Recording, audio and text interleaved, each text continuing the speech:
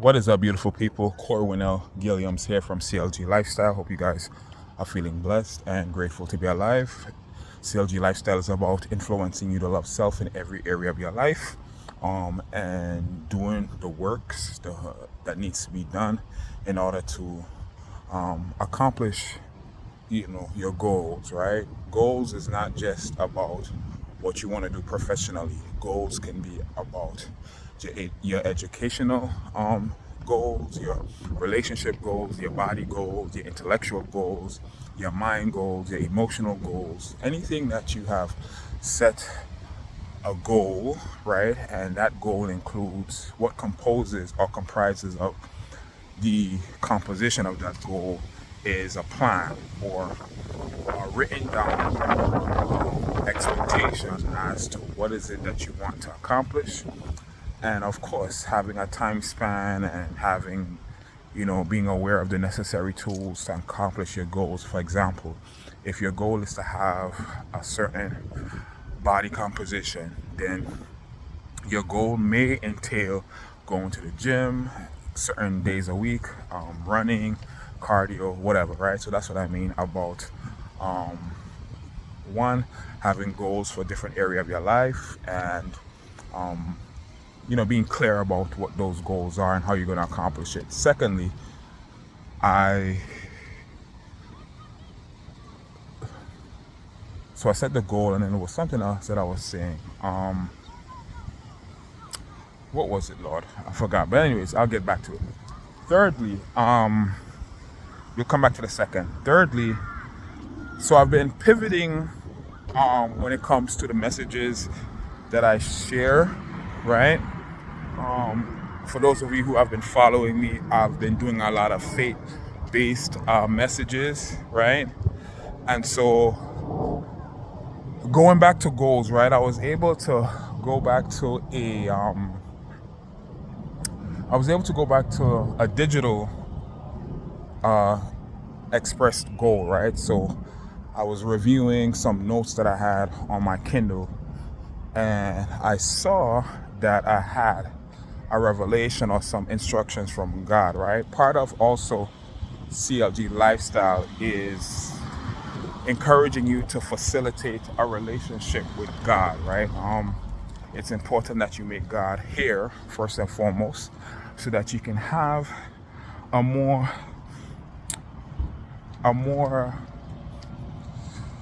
hopeful and faithful journey in whatever it is that you're going to accomplish. Because I believe that when you get God involved, it's hard for you to fail, because the word talks about all things work together for the good of those who love God and are called according to his perfect promises. So once you've decided to include God in every detail of your life, every aspect of your life, oftentimes people include God in everything except a relationship, right? I'm talking about a intimate relationship with another human being, and it's like, how you believe God can give you this and give you that, but you don't believe God to be the perfect matchmaker, right? So that's another story. But anyways, so as I was reviewing this, my notes, I had an inspiration from God to start making law school content, right? So for those of you who don't know, one of my aspirations or one of my goals is to go to law school, and not necessarily to be a traditional attorney or licensed attorney, but to that's just the path that I want to take for my academic or educational development. I talked about goals earlier in the videos and earlier in this video on the type of goals that you should, work towards, right? So that's just my path that I've chosen, and it's something that I've wanted to do since I was a kid, right? During the O.J. Simpson case, I think I was like around 5, 6, 7. My mom was an avid watcher of the case because it was televised, and long story short, I knew from a young child that I wanted to be a lawyer, right? That kind of turned away for whatever reasons, numerous reasons, none that I want to talk about right now. But on this journey, right, this restoration that God is doing in my life, part of it is also, as I said, encouraging you and being transparent about my restoration from the ground up. And so my path to law school is going to be an unconventional path. It's not going to be a traditional path, as in having to take the LSAT. Right now, I believe you can. Some schools they are open to taking open for you to take the GRE. But for most, the LSAT, especially if it's an ABA, American Bar Association accredited law school, you will need to take the LSAT.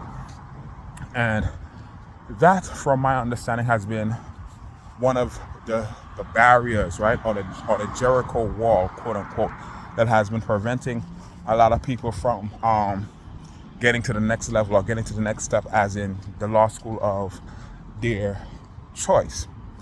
And so part of my journey to my relocation to California, little did I know that this was a state that is more progressive when it comes to a lot of things, but specifically when it comes to the legal education. They've made legal education accessible to a broader demographic. We all come from different experiences, we all have different backgrounds, and we all need different resources to help us get to the next level. And so this state, the state of California, or the jurisdiction of California, has what you call state accredited law schools, right?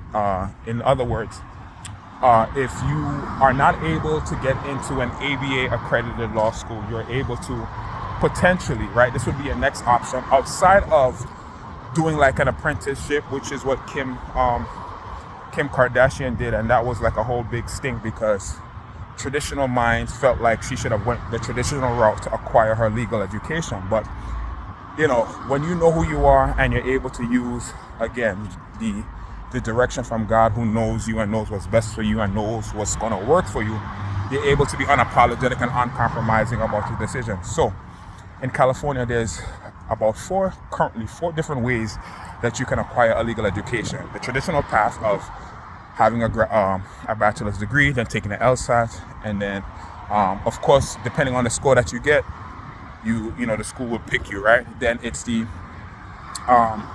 state accredited by the State Bar Committee of California, who have approved select schools in California to train you, to train and develop you, so that you're able to sit for the state bar exam, right? Then there is the apprenticeship, where you're able to sit under an attorney, an approved attorney, and you have to spend a certain amount of hours with them, right? And then there is the unaccredited law schools, right? They're not accredited by the ABA, neither by the state, but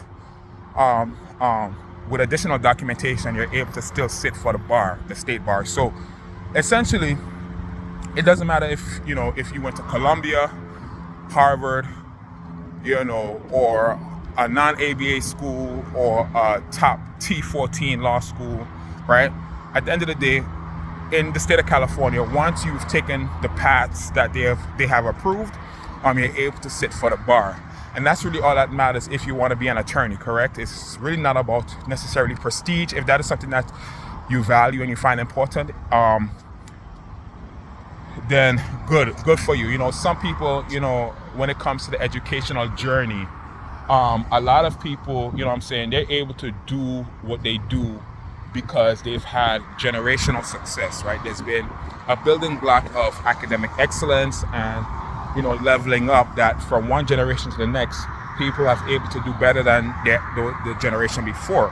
But for those of us who are literally starting from the ground up, we may not be able to get into the prestigious schools, but you can get into a school that is sufficient enough, that has the bare or the basic requirements for you to get to the next level.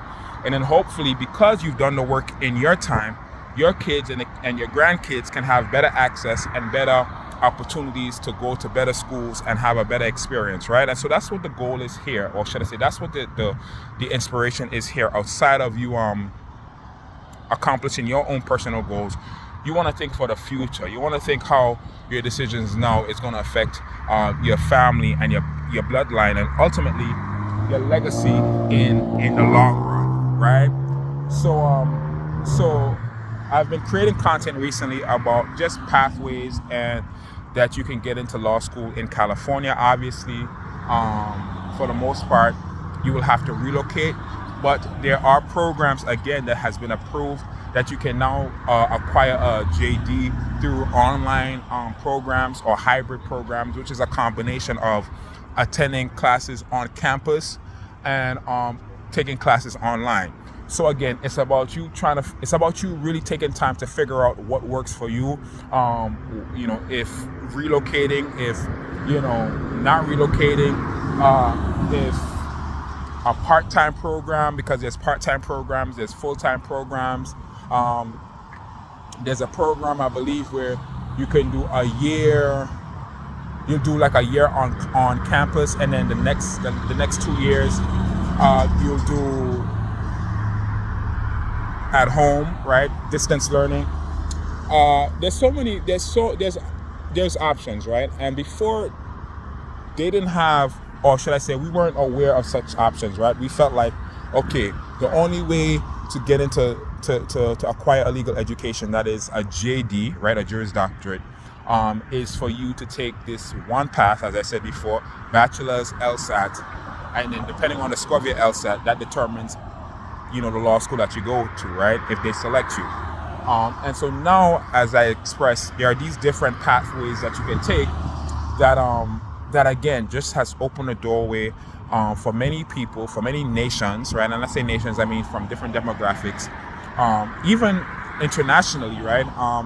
If you are, let's say, in Europe or in Africa or wherever, certain schools allow you to learn. You can distant learn from anywhere across the world. Now, when it comes to funding and grants and stuff like that, you're gonna obviously have to figure out how you're gonna pay for school, if you're not a United States resident, or if you are not being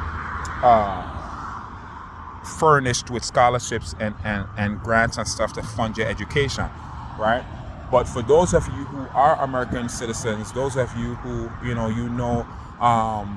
that all your I's are dotted and all your T's are crossed, and once you've done your part as far as the application, as far as the potential exam, as far as being approved by admissions, and then the admissions of your choice, meaning the school of your choice, then you can talk to financial aid and then further discuss whether that's federal grants, whether that's Sally Mae, whether that's loans. Some schools, because they're so untraditional or unconventional, they are not Title IV, which simply means they're not approved by the feds to receive federal funding for students, right? So they've come up with, let's say, payment plans, or even have outsourced with like banks and certain loan companies where they're able to help you fund your education. But again, all of this stuff is fleshed out in the later on. Right now, we want to get you inspired. We want to get you encouraged. We want to get you motivated. We want to stir up that long-awaited dream, that dream deferred, that you may have threw to the wayside because you felt like you feel like you're too old now. And statistically, right, the when it comes to a legal education, right, from the last orientation, or should I say the last orientation that I did, yes, I did not an orientation, it was more of like an information session that I did with a school, and the admissions faculty basically said that, their students' age range are from like 24 to like 61, right? So we want to get this paradigm or this mindset out that you're too old to do this, you're too old to do that. Once you have the desire to do it, that's the seed. That's the inspiration from God. That's the download from God, and that's really all you need to keep moving forward. So I'm going to wrap up this video. Keep it under 15 minutes. If you have a desire to go to law school, if you want to become aware of ways that you can get into law school, subscribe to the platform clglifestyle.com. That way you can stay connected to what it is that I do as a lifestyle influencer, but also someone in this season who is curating and sharing information about unconventional paths to law school so that you can get your law degree, potentially become a licensed attorney, or maybe use your education in other areas. A law degree is one of the most versatile degrees that you can have, right? Because ultimately what you're developing is the mind of an attorney, the mind of a lawyer that can be used in any facet of the human experience, okay? So with that being said, beautiful people, thank you so much for watching. I am Corwin L. Gilliams from CLG Lifestyle. I will talk to you guys soon.